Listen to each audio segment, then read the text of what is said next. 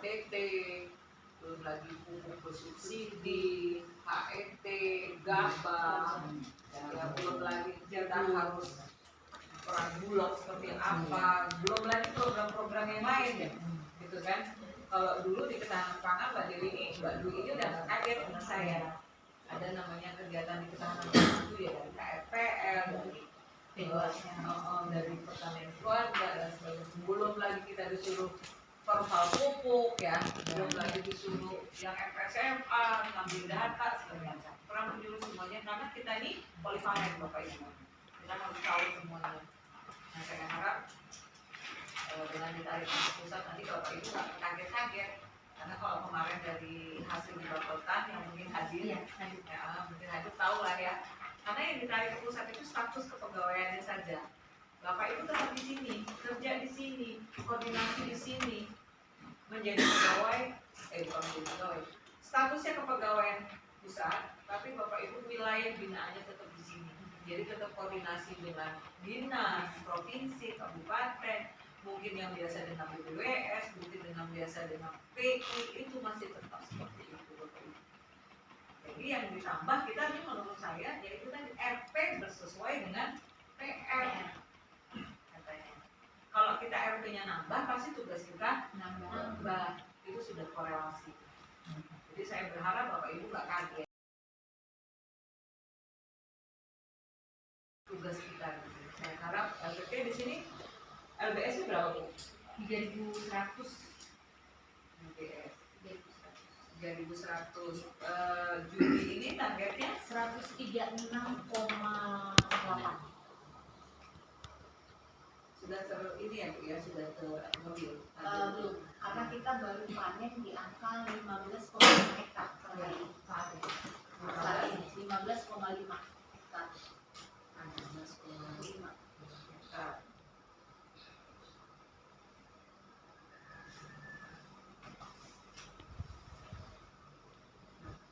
Dalam rangka mendukung swasembada pangan ini memang kalau saya lihat peluangnya luar biasa.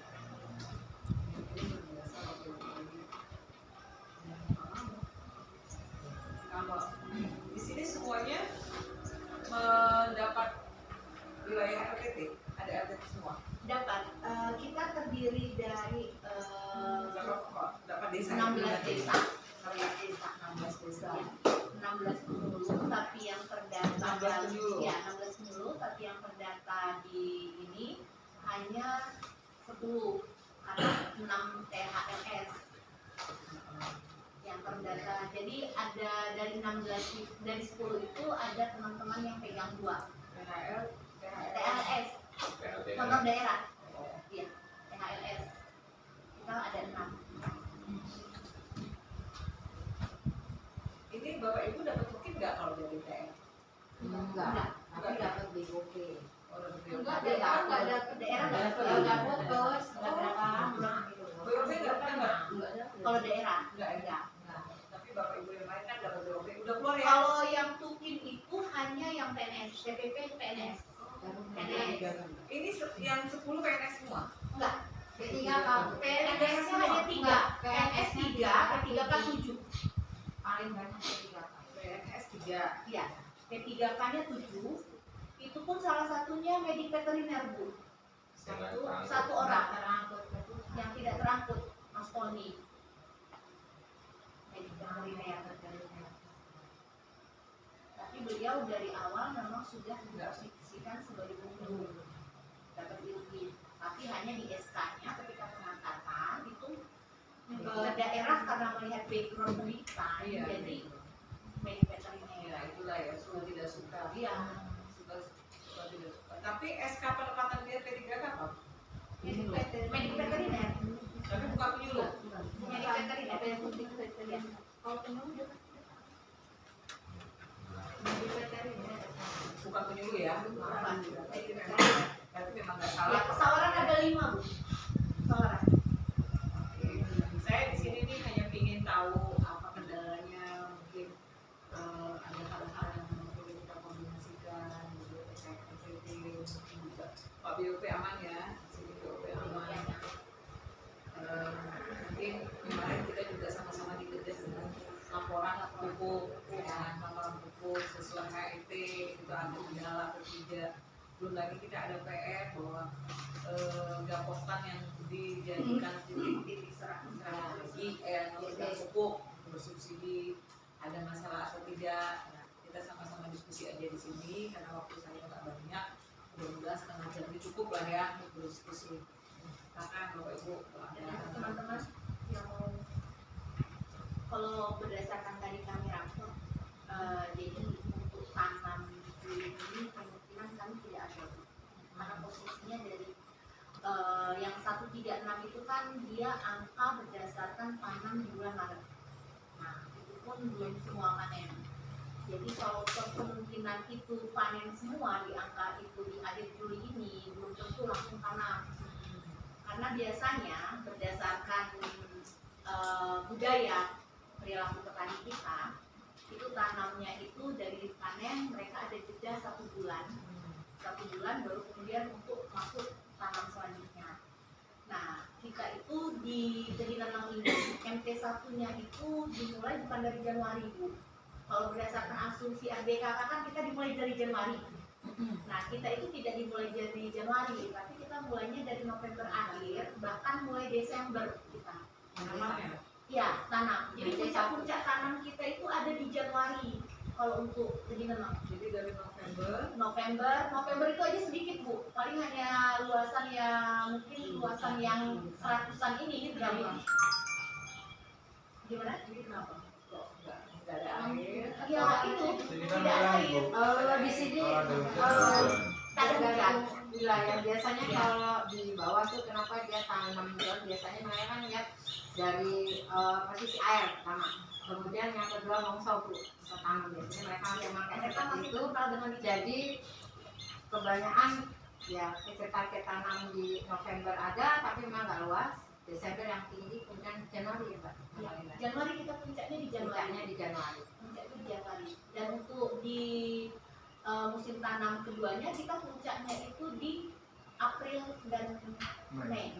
Mei itu juga udah sedikit. Puncak-puncaknya di April. Maret, April ada. Nanti seperti itu. Nah, jadi untuk Juli ini sepertinya kita kemungkinan tidak ada tanam.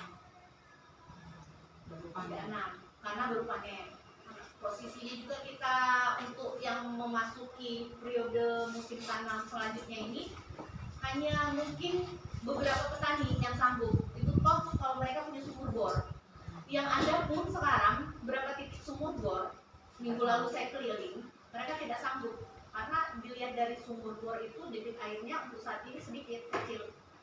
Kita udah seminggu ini tidak hujan. Begini terakhir Senin kemarin kita hujan. Tuh. 2 hari 2 malam nyedot Uh, seperapat aja nggak basah semua Bu.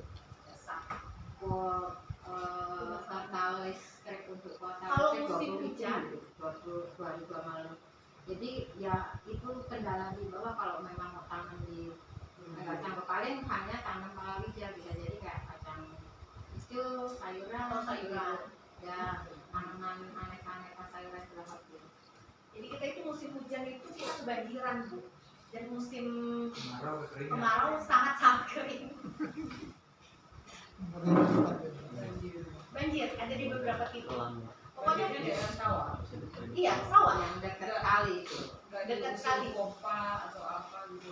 nggak sama mau Nggak dibuang bisa. kemana nggak Karena bisa pembuangannya tidak ada. mau masa mau buang Jadi atas Bu. sawah itu sumbernya Ya, itu bikin sawah baru. bikin sawah baru. Tidak sawah. Jadi kalau musim hujan itu Bu, aliran sawah kita itu ada dari pemukiman, lari airnya ke sawah. Udah itu dari sungai itu rata-rata kita mengelilingi, itu meluap. Karena mungkin perlu waktu BBWS turun itu kita udah usulkan sih Bu sebenarnya. Kalau perlu, kalau bisa diusulkan antara perbatasan Tegileneng dan Negeri Katon itu ada 2 desa, Sriwidari dan Krisna Maju. Udah kami bawa juga mereka ke hulu sungai itu kalau bisa dibuatkan bendungan. Dan Sriwidari dan Krisna Maju itu kalau dibuat garis lurus dari sungai sampai ke ujung sungai kecil perbatasan antara Sriwijari dan Trirahayu itu kurang lebih 1,8 km panjangnya. Itu bisa mengaliri berapa desa ya kita ya?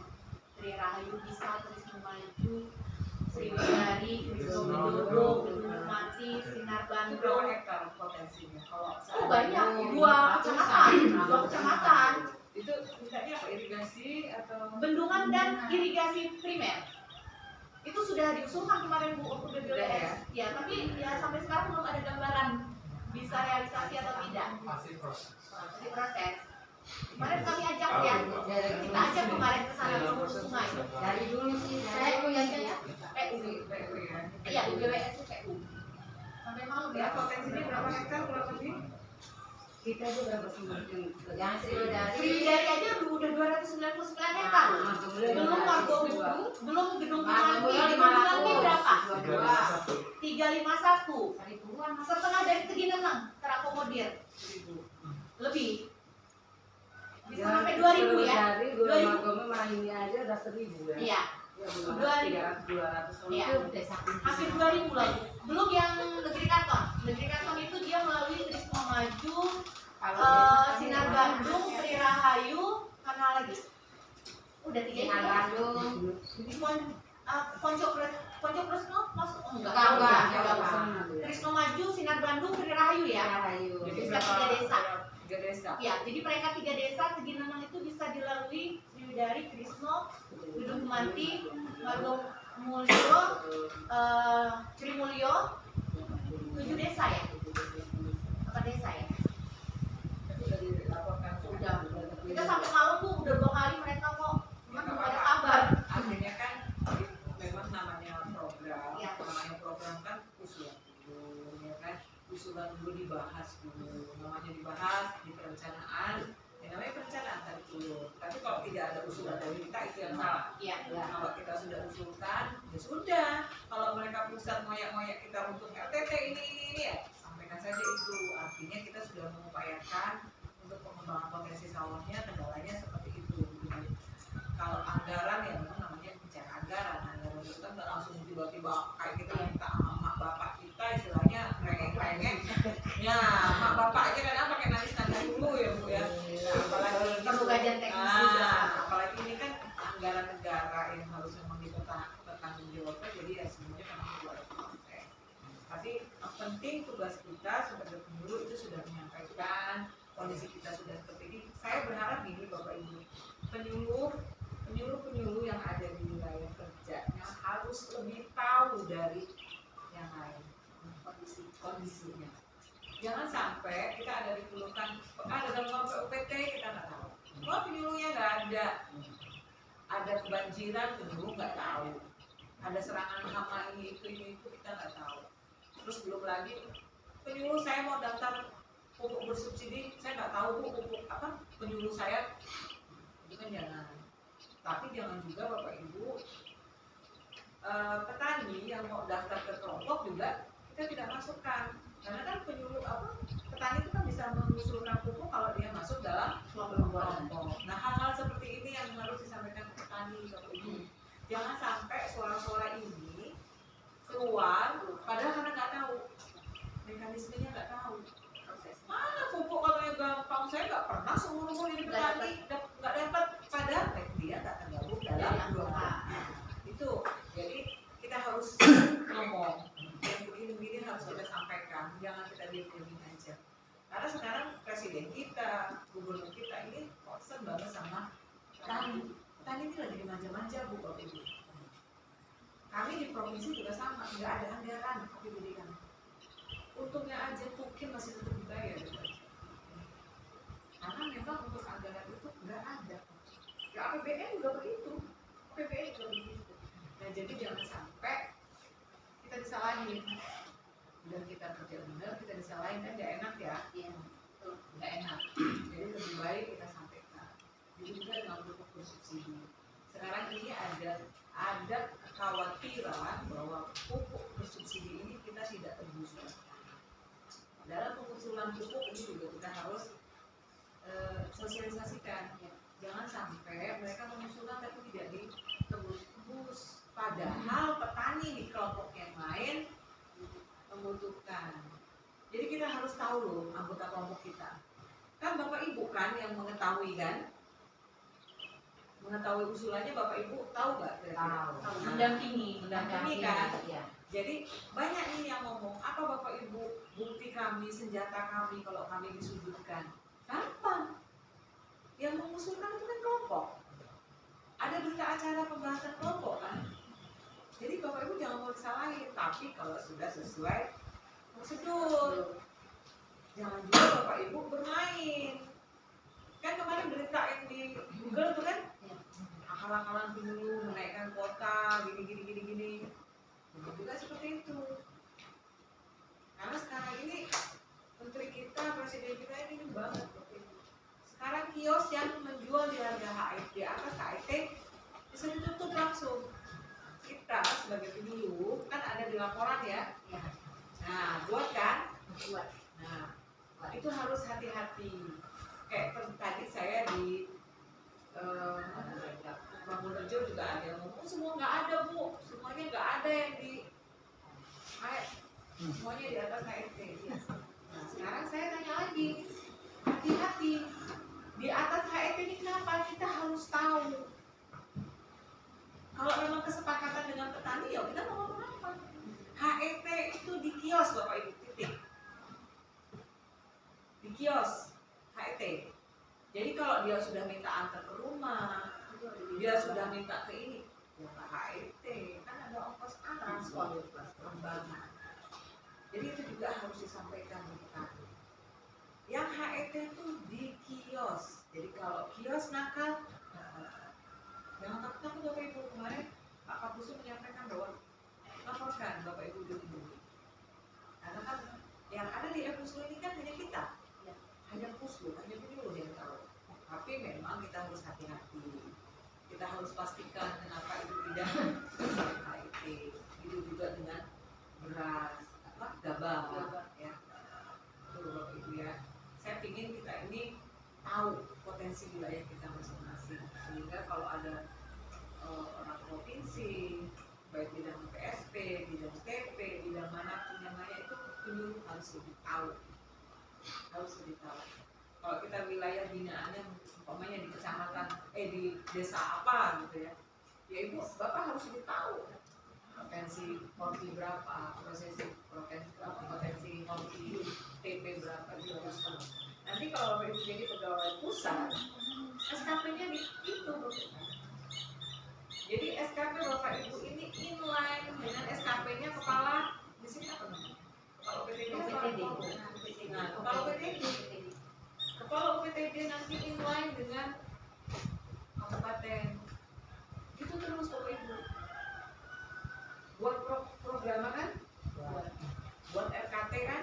Nah, itu. Jadi kemarin saya ngobrol dengan kasih ketenagaan. Jadi mereka tuh setiap hari Bapak Ibu meliput apa yang Bapak Ibu kerjakan. Kalau mereka nggak laporan hari itu juga, lewat. Itu juga dengan absen. Jangan kebiasaan yang lama. Saya nggak mengatakan bahwa kebiasaan yang di sini jelek ya. Jangan kebiasaan lama dibawa-bawa. Karena nanti absen itu sudah, kalau provinsi ada aplikasi sikap. Nah nanti di pusat juga ada itu. Kalau Bapak Ibu wilayah binaannya di kecamatan ini, ya, absennya di kecamatan ini, radius kecamatan ini. Di mana wilayah binaannya? Umpamanya di desa mana? Ya itu di radius binaannya. SKP juga begitu. SKP itu yang dilaporkan itu harus ada buktinya. Gak asal lapor Bapak Ibu. Harus ada laporan. Ada kelas jenjang penyuluh. Kalau jenjang muda apa, madya apa, itu harus ada. Jadi jangan penyuluh muda, penyuluh madya, tapi laporannya penyuluh muda. Itu kita harus perhatikan. Nah itu nanti mungkin Biro SDM kemudian juga nanti akan menyampaikan karena itu hampir seluruh Indonesia seperti itu ada. Padahal itu sudah ada jenjangnya. Nah sekarang mungkin bisa Ibu ngupload. Tapi aktivitas Bapak Ibu selama 1 bulan, 2 bulan, 3 bulan itu ada laporannya, direkap. Ada laporan triwulannya, ada laporan per semesternya, tahunannya. Itulah yang menjadi data bulan. Jadi biar nggak kaget kalau evaluasi sekarang hanya berdasarkan laporan LTT. Puslo ini kan sekarang yang menjadi penghargaan kan masih sebatas laporan LTT kan? Karena apa? Mekanisme pusat baru itu.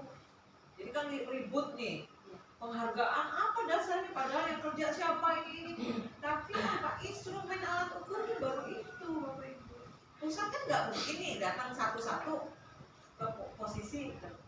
Nah dari laporan aja Bapak Ibu belum bisa. Itu baru indikatornya sekarang. Jadi suka tidak suka ya kita harus ikuti. Pusat ini sekarang ya kayak mana Bu? Kami mau melihat kinerja penyuluh di lapangan.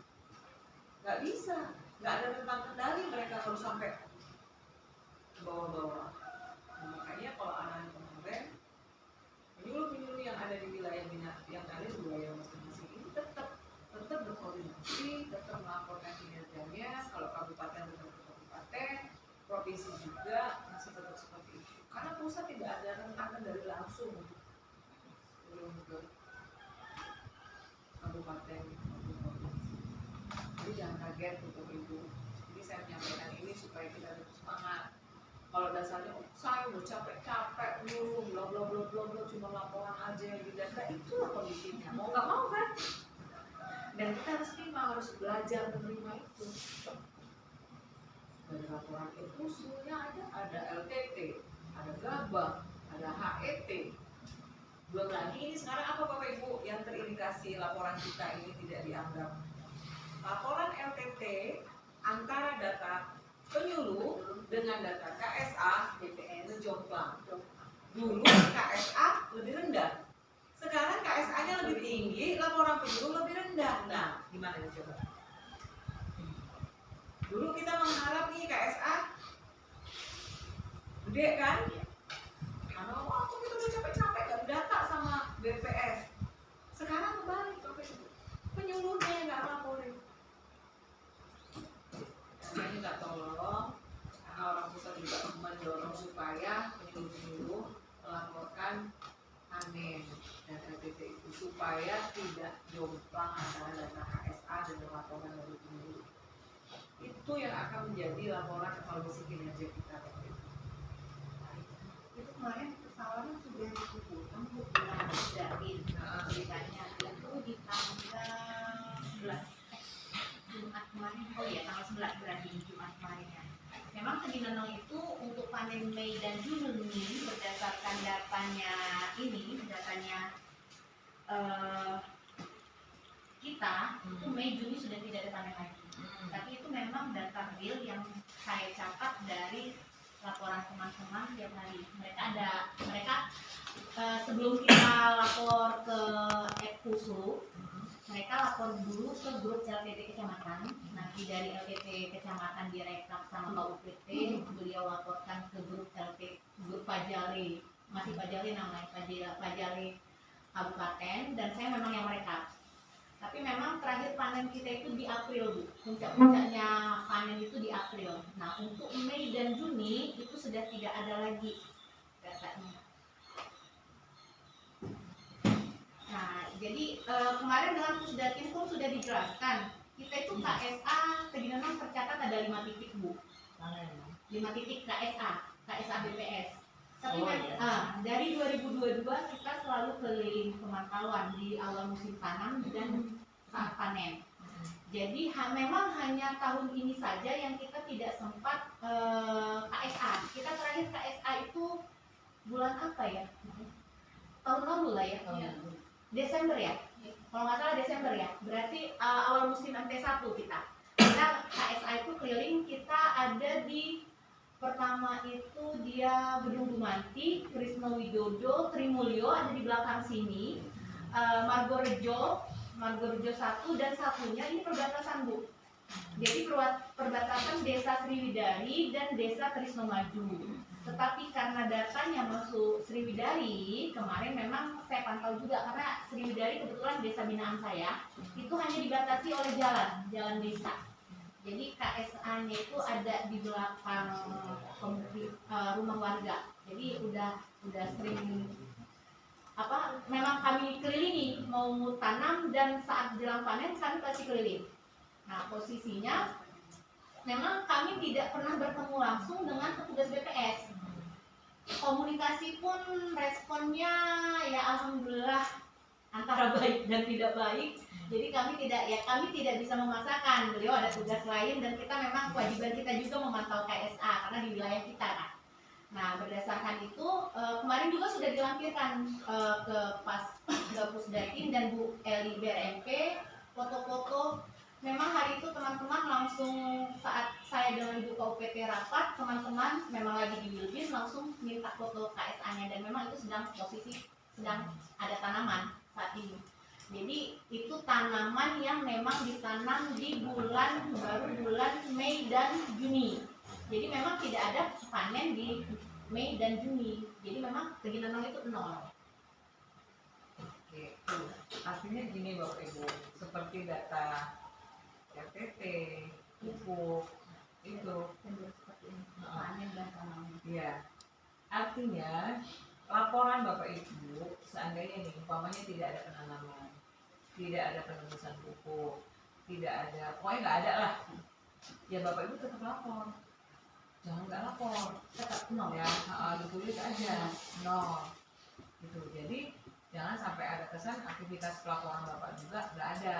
Bapak Ibu kalau nggak ada aktivitas laporan itu yang bernilai akhirnya ya kinerja kita nggak ada, absennya nggak keisi. Makanya kalau ada atau tidak ada tetap lapor lah bahasanya. Gitu ya Bapak Ibu. Yang jadi pertanyaan ini kan kenapa laporan KSA ini sekarang lebih tinggi dari penyuluh? Nggak tahu. Nah itu yang Jangan-jangan dia dari desa.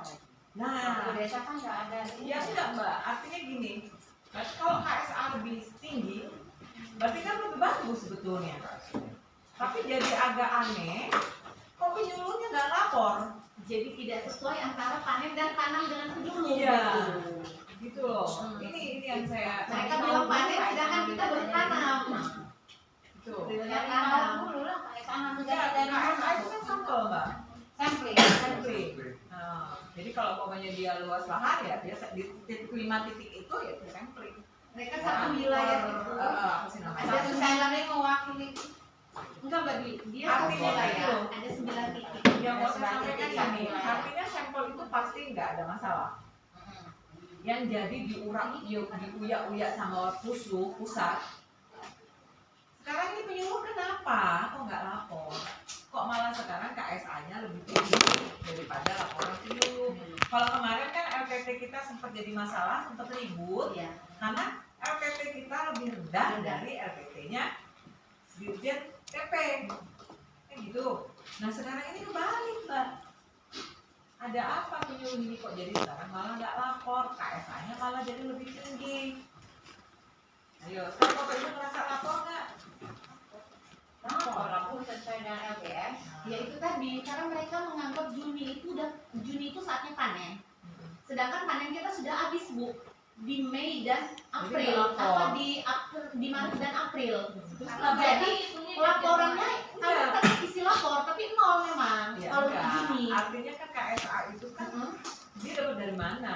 Nah, itu itu yang yang kami bingung.